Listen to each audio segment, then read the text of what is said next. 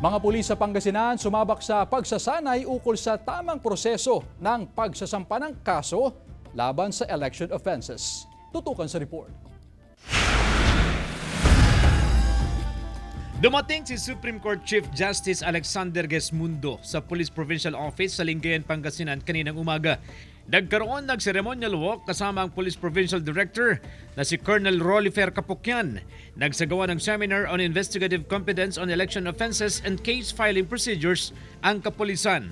Napaka-timely yung activity dahil nga election period ngayon. Itong seminar na to ay ang layunin nito ay magkaroon pa ng karagdagang kaalaman when it comes to election laws and jurisprudence. Napakahalaga raw ang seminar lalo't malapit na ang eleksyon.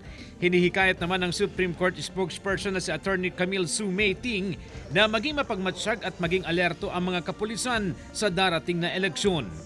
Law enforcement agencies, public officials, and the voters must work hand in hand to efficiently implement our election laws, protecting the right to vote and ensuring its meaningful exercise is a shared responsibility.